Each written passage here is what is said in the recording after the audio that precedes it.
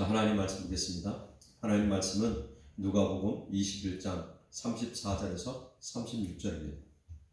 누가복음 21장 34절에서 36절입니다. 찾으셨으면 같이 한 목소리로 봉독합니다. 시작. 너희는 스스로 조심하라. 그렇지 않으면 술취함과 생활의 염려로 지나여지고 뜻밖의 그날이 덫과 같이 너희에게 임한다. 이날은 온 지구상에 있는 모든 사람에게 임하리라.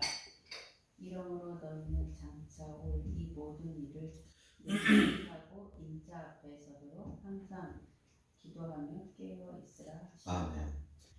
자, 오늘은 스스로 조심하라. 스스로 조심하라는 말씀을 가지고 우리가 말씀을 같이 나눠보려고 합니다. 자, 오늘은 스스로 조심하라는 말씀을 가지고 우리가 말씀을 같이 나눠보기로 하겠습니다. 오늘 말씀은 예수님께서 예루살렘에 입성을 하셨죠. 그리고 예루살렘에 입성하셔서 제자들과 만찬을 하고 그리고 나서 지금 제자들에게 간절하게 부탁을 하고 있죠. 너희는 이런 것들을 조심해야 되고 이렇게 살아야 돼. 결국은 뭐냐면 부모가 자식에게 놔두고 어디 갈 때 또 걱정이 돼서 하는 말과 똑같은 지금 말을 예수님이 하고 있는 겁니다. 그러면서 지금 21장 34절부터 뭐 얘기하냐면 조심하라고 얘기하죠. 조심하라고 얘기하는데 어떻게 조심해야 되냐면 스스로 조심하라는 겁니다. 조심하라는 의미가 여러 가지가 있죠. 상대방이 나에게 너 조심해 그러면 위협을 주는 조심. 그런데 지금 조심하라는 것은 예수님께서 세상에 정말 무서운 것들이 있으니 너희를 유혹하는 것들이 있으니 거기 빠지지 않게 조심해라. 그래서 그 모든 것에 빠지지 않게 조심하기 위해서는 어떻게 해야 되냐? 깨어있으라라고 얘기를 하는 겁니다.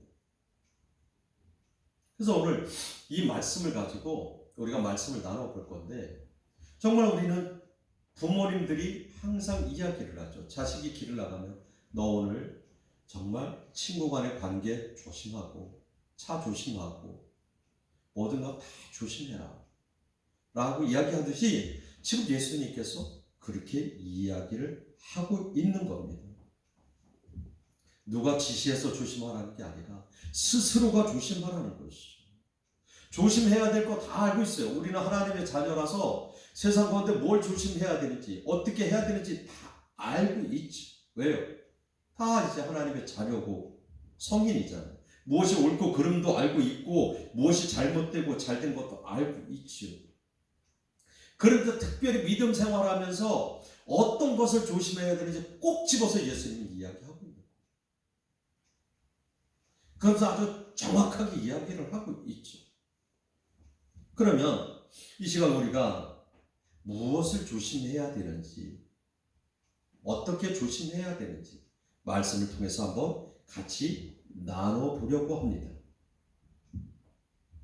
우리가 첫 번째는 지금 뭐라고 이야기하냐면 34절을 같이 보겠습니다. 같이 봉독합니다. 시작. 너희는 스스로 조심하라 이렇게 이야기하면서 그렇지 않으면 방탕함과 술취함과 생활의 염려로 마음이 둔하여지고 뜻밖의 그날이 덫과 같이 너에게 임하리라 이렇게 이야기하죠. 여기서 스스로 조심하지 않으면 방탕함과 술취함과 생활의 염려로 마음이 둔하여지고 뜻밖의 그날이 덫과 같이. 그날은 언제? 하나님이 오시는 그날, 우리가 죽는 그날에 덫과 같이 너에게 임하라는 거예요. 어떤 게 임해요? 원수마귀 유혹에서 빠지고 넘어지고 쓰러질 수밖에 없다라고 이야기를 하는 겁니다. 여기서 세상 것들이라고 얘기하죠. 세상 것들이라는 것은 방탕함과 술취함과 생활의 염려를 세상 것들로 지금 예수님은 표현하고 있습니다. 그렇다면 여기서 방탕과 술 취함과 세상의 염려는 무엇일까? 같이 나눠보고자 합니다. 방탕함은 어학사전을 보면 술, 성적 쾌락, 노름 등에 과도하게 빠져 바르게 살지 못하는 것, 이렇게 이야기합니다. 즉 생각 없이 사는 것이고 즉흥적으로 믿음의 계획 없이 사는 것을 방탕한 모습이다 라고 얘기하죠. 방탕은요, 자기 절제를 잃고 욕망에 따라 행동하는 상태를 말합니다. 이런 것들은 하나님의 자녀로서 삶을 잊어버리게 하죠. 그리고 하나님의 자녀로서의 삶을 망각하게 합니다. 그래서 방탕함에 빠지지 말라고 이야기합니다. 두 번째는요, 술 취함이죠. 여기서 술 취함은 우리가 진짜 술을 먹고 술 취함도 이야기하겠지만 세상적인 것에 취하는 것도 술 취함이라고 지금 표현합니다. 세상에 먹고 마시고 노는 것에 취해 있으면 우리도 이것에 취한 거죠. 그래서 여기서 술 취함이라고 이야기합니다. 술이 취한다는 것은 이성을 잃을 수 있다는 거죠. 술이 취하면요, 정말 이성을 잃고 판단력이 흐려집니다. 술이 취하면 현실 감각이 떨어지고요. 그 다음에 감정의 균형을 잃게 되고 올바른 생각이나 올바른 결정을 내리기가 어려워지죠. 그러니까 예수님께서 뭐라고 얘기하냐면 술 취하지 말라고 하죠. 술이 취하면요, 정신적, 신체적 건강을 또 해치고요, 영적 성장을 멈추게 합니다. 그래서 술 취하지 말라고 하는 거예요. 세상적으로 취하면 똑같아요. 지금 술 취한 것만 예를 들어서 얘기했는데 세상적으로 취하면 똑같습니다. 세상이 취해버리면요, 기도도 할 수 없고 세상이 즐거워요. 매일 놀러 다녀버릇하면요, 그 시간 되면 또 놀러 가고 싶고, 매일 드라마 보기 시작하면요, 그 시간 되면 또 드라마가 궁금해져요. 매일 친구들과 모임 갖고 또 어울리기 시작하면 그 시간이 되면요, 궁금해지고 가고 싶어져요. 이게 세상에 취한 겁니다. 그래서 하나님과 점점 더 멀어지게 되죠. 그렇기 때문에 술 취하지 말라고 얘기하는 거죠. 세상에 취하지 말라는 거예요. 하나님 안에서 성령에 취한 삶을 살아야 되는데 그런 삶을 살지 못하고 있다면 지금 나 자신을 돌이켜봐야 되죠. 그 다음에 세 번째는 뭐예요? 생활의 염려를 이야기하죠. 생활의 염려는 뭐예요? 우리가 살아갈 것, 어떻게 살아야 되나, 어떻게 하면 풍요로운 삶을 살 수 있을까? 걱정하고 근심하는 거잖아요. 그런 걱정, 근심하다 보면 마음에 스트레스가 쌓입니다. 그렇죠? 남들 살아가는 것, 남들 부유하게 살아가는 것 보면 생활에 스트레스 쌓이죠. 요즘은요, 세상이 점점 더 좋아지니까 어떻게 하냐면 생활에 여유가 있으면요, 시골에다가 전원주택 짓고 그걸 세컨하우스라고 그럽니다. 그리고 짓고 금요일 저녁에 내려가서 토요일 날 주일까지 먹고 마시고 즐기다가 주일날 저녁에 올라오는 거예요. 이 삶이 보편화되어 있습니다. 그러니까 그런 삶을 보면서, 그런 사람들을 보면서 내가 그 생활을 누리지 못하면 어떻게 해요? 나는 왜 맨날 이 모양이야. 그러니까 비교하는 삶이 되고 그로 말미암아 스트레스 받는 그런 삶이 되죠. 그래서 이런 모든 것들이 결국은 하나님과 같게하게 하는 삶, 성령의 충만한 삶을 방해하게 되는 거예요. 영적 성장의 삶을 방해하게 되는 거죠. 그래서 지금 예수님은 세상 생활의 염려를 내려놓으라는 거예요. 그 세 가지를 부여잡고 가면 어떤 모습이 되느냐? 마음이 둔하여진다는 거죠. 여기서 마음이 둔하여진다는 것은요, 영적 감각이 떨어진다는 거예요. 그래서 마음이 둔하여진다는 것은 기도할 수 없다는 거죠. 하나님과의 관계가 멀어진다는 거예요. 그러다 보면 어떻게 해요? 우리가 나도 모르는 사이에 덫에 걸린다고 얘기하잖아요. 여기서 예수님께서 덫에 걸린다고 얘기합니다. 우리가 덫을 놓으면요, 그 길이 아무도 모르게 덮어놓습니다. 짐승들을 잡을 때 덫을 놓잖아요. 그런데 그 길에 덫을 놓고 거기에 먹이를 얹어둡니다. 그러면 짐승이 그 먹이를 먹기 위해서 그 덫 위에 생각 없이 걸어가죠. 그것도 푹 빠지죠. 너무 깊어서 못 나옵니다. 옛날 시골에서 저희가 멧돼지 잡는 것을 봤어요. 구덩이를 깊이 파놓고 그 위에 아주 얇은 쌀가지 같은 걸로 쭉 덮어서 떡잎, 이 떡갈나무 같은 거 덮고 물에 뿌리고 풀 뿌리고 그리고 그 위에다가 고구마를 넣는 거예요. 정말 잡혔어요. 정말 잡혔어요. 꿰껴버리고 나오려고 해도 나올 수가 없죠.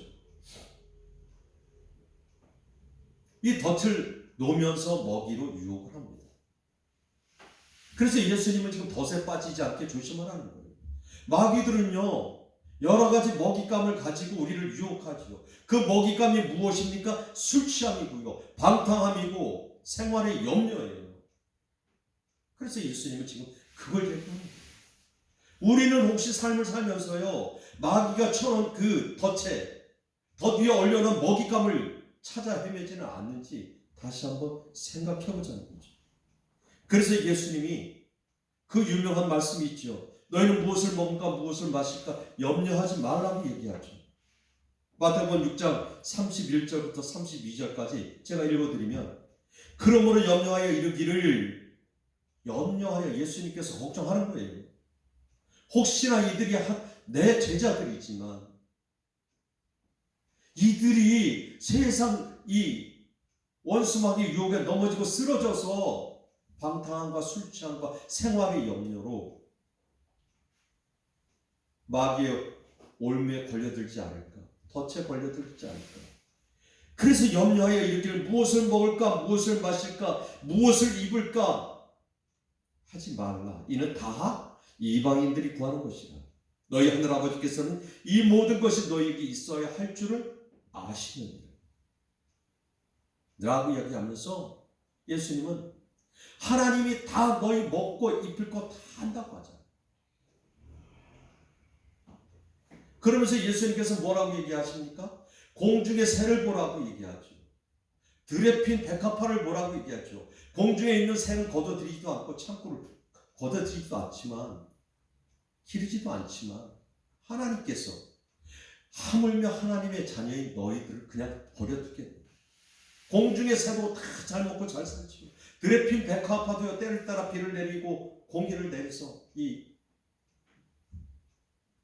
잘 자라게 하시는데 하물며 하나님의 자녀들을 그대로 두겠느냐고 이야기하죠.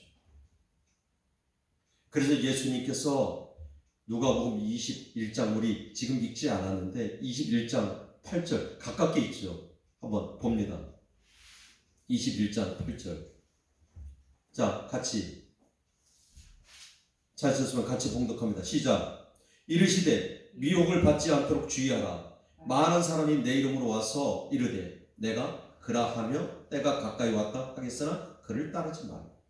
뭐라고 얘기하냐면 미혹받지 않도록 주의하라는 거예요. 그래서 어떤 것에 미혹받지 않게 주의하라고 하면 거짓 선지자들, 예수의 이름으로 거짓 선지자들, 그리고 그들이 우리를 죄악에 빠지게 할까? 미혹되지 않게 하는 거죠. 우리는 세상 원수 마귀가 우리를 미혹하지 않게 깨어 있어야 됩니다. 주의해야 되죠. 그래서 우리의 모습이 날마다 깨어 있는 모습이 돼요. 두 번째는요, 마음이 둔하여지고 세상 덫에 걸리지 않도록 조심해야 되죠. 아까도 말씀드렸지만 마음이 둔하여진다는 것은 영적으로 무감각해지는 겁니다. 마음이 진다는 것은 하나님과 거리감이 생긴 거예요. 우리도 친구와의 거리가 생기면 무엇인가 어색합니다. 그리고 친밀감을 느낄 수가 없죠. 부모와의 관계도 마찬가지, 자녀와의 관계도 마찬가지. 그래서 여기서 지금 마음이 둔화해진다는 건 친밀감이 떨어진다는 얘기예요. 관계가 소홀해졌다고 얘기하죠.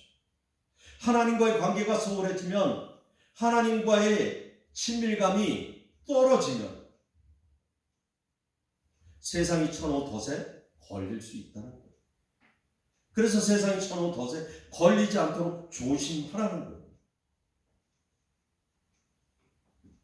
우리 사도행전 28장 27절에서 이제 바울이 로마 황제에게 상소를 하고 재판을 받게 되죠. 그리고 그러면서 뭐라고 얘기를 하냐면 사도행전 28장 26절에 이렇게 얘기합니다. 일렀으되 이 백성에게 가서 말하기를 너희가 듣기는 들어도 도무지 깨닫지 못하며 보기는 보아도 도무지 알지 못하며. 바울은 복음을 전했어요. 로마에 일부러 재판받으러 간 게 왜 갔냐면 복음 전하러 간 거예요. 안 가도 됐어요. 풀려날 수 있었어요. 충분히. 그런데 스스로 항소하고 로마 황제한테까지 가서 재판을 받겠다고 한 이유가 뭐냐면 복음을 증거하러 간 거예요. 그래서 감옥에 있으면서도 잠시 풀려날 때마다 가서 복음을 전했어요. 그런데 복음을 전하는데 변화되어지는 사람들이 없을 때 진지하게 하는 거죠. 너희가 듣기는 들어도 도무지 깨닫지 못하며 보기는 보아도 도무지 알지 못하며. 이사야 선지자도 그렇게 얘기했어요. 귀가 있어도 듣지 못하고 눈이 있어도 보지 못하는 무지한 내 백성이라고 얘기하죠. 우리의 모습은 어떤 모습이냐? 우리가 하나님의 자녀라고 하면서 하나님을 예배하고 하나님을 찬양한다고 하면서 정말 지금 하나님의 관계가 깊은 관계 속에 있나요? 영적으로 민감한 모습 속에 있냐는 거죠. 바울은 사도행전 28장 27절에서도 이렇게 얘기하죠. 이 백성이 마음이 우둔하여져서 그 귀로는 둔하게 듣고 그 눈은 감았으니 이는 눈으로 보고 귀로 듣고 마음으로 깨달아오면 내가 고쳐줄까. 이 백성이 마음이 우둔하여졌다고 얘기하죠. 마음이 우둔하여지면 어떻게? 귀로 들어도 둔하게 듣고 눈으로 봐도 눈은 감았다고 얘기해요. 지금 이게 우리의 모습은 아닌가라고 생각합니다. 요한일서 3장 7절 8절을 이렇게 얘기합니다. 자녀들아, 아무도 너희를 미혹하지 못하게 하라. 아무도 너희를 미혹하지 못하게 하라. 이를 행하는 자는 그 의로우심과 같이 의롭고 죄를 짓는 자는 마귀에 속하나니 마귀는 처음부터 범죄합니다. 아무도 우리를 미혹하지 않게 깨어 있으라고 얘기했죠. 잠언 7장 21절에서 22절은 이렇게 얘기해요. 여러 가지 고운 말로 유혹하며 입술에 호리는 말로 깨물어 젊은이가 곧 그를 따랐으니 소가 도수장으로 가는 것 같고 미련한 자가 벌을 받으려고 쇠사슬에 매이러 가는 것과 같도다. 정말 잠언 7장 21절 22절을 묵상하면서 원수 마귀는 그래 고운 말로 우리를 유혹하죠. 그렇죠? 그리고 입술에 호리는 말로 우리를 깹니다. 그러니까 우리는 거기에 넘어가고 쓰러지는 거죠. 우리가 젊었을 때, 제가 젊었을 때 그랬어요. 우리 친구들이 또 그랬어요. 정말 마음에 드는 여자가 있으면 온갖 가머니설로 그 여자를 유혹하는 거죠. 아마도 다 그랬을 거예요. 아주 사귈 때는요, 하늘의 별도 따다 주겠다고 유혹하죠. 내가 너 원하는 거 다 해주겠다고 유혹해요. 어쩌면 저희 아내도 그래서 또 저하고 결혼했는지도 모르겠습니다. 그죠? 우리 태호 할아버지가 우리 권사님 그렇게 또 유혹했잖아요. 그치? 네? 그러니까 그냥 그 가만히서 넘어가서 내가 이 사람한테 의지해도 되겠다 라고 생각할 수 있어요. 원수마귀가 이렇게 유혹하는 거예요, 우리를. 그러니까 우리는 깨어있어야죠. 자, 이사야 47장 10절 이렇게 얘기합니다. 내가 내 악을 의지하고 스스로 이르기를 나를 보는 자가 없다 하나니 내 지혜와 내 지식이 너를 유혹하습니다. 이 말을 암송을 했으면 좋겠습니다. 내가 내 악을 의지했다고 얘기해요. 지금 하나님. 우리 안에 악은 뭐냐면 나쁜 짓을 해서 악이 아닙니다. 남한테 못된 짓을 해서 악이 아니에요. 그 악도 될 수 있지만 지금 하나님이 여기서 지금 이야기하는 악은 뭐냐? 하나님을 멀리한 거예요. 하나님의 자녀라고 하면서 나를 하나님의 자녀라고 하면서 그 안에 세상 것들을 담고 있는 것을 악이라고 하는 거예요.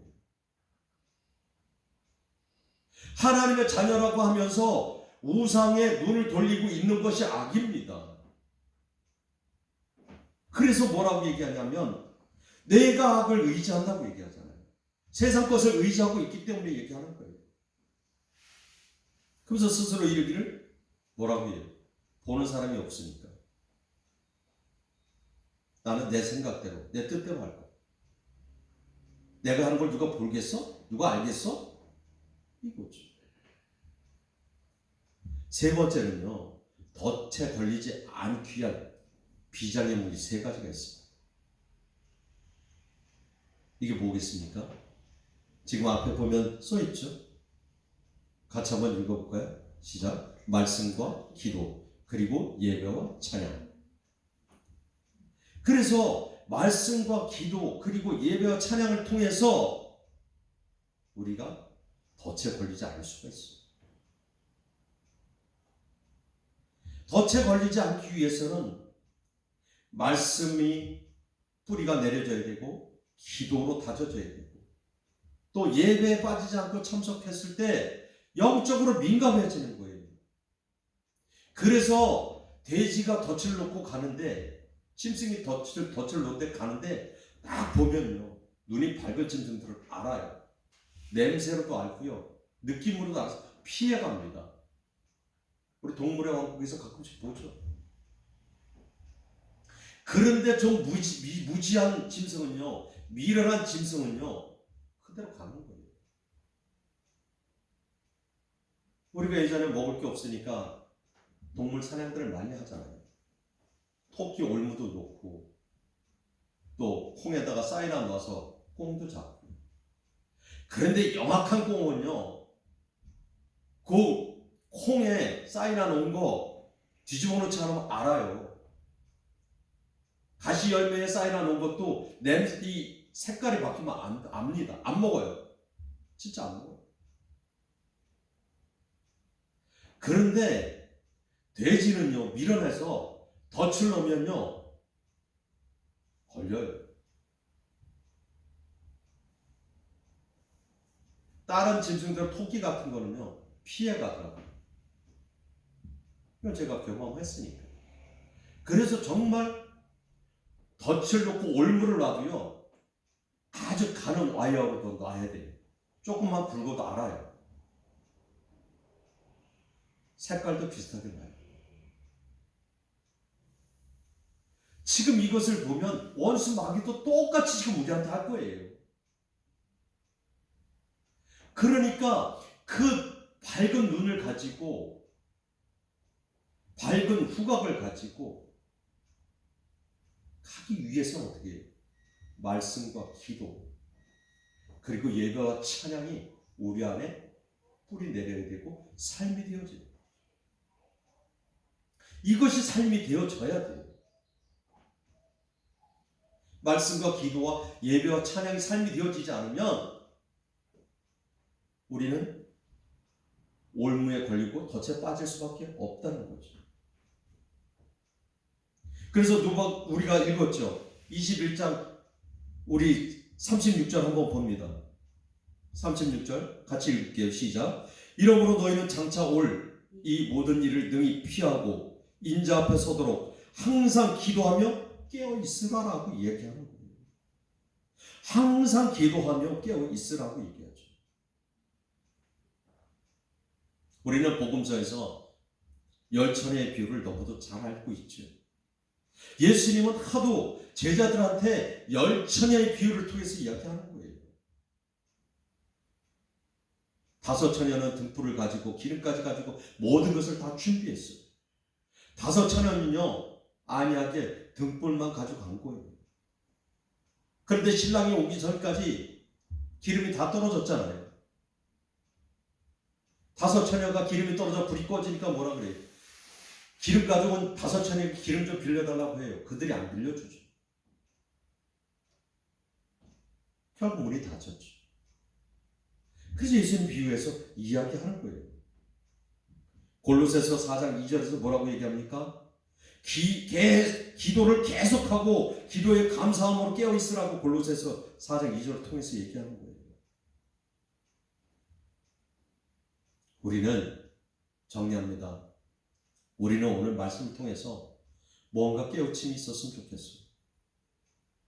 안이하게 신앙생활하지 말고 나태하게 예수 믿는다 하지 말고 예수님께서 제자들을 향해서 스스로 조심하라고 부탁하고 당부했던 것처럼 우리의 삶이 스스로 조심하고 깨어있는 삶이 되었으면 좋겠어요.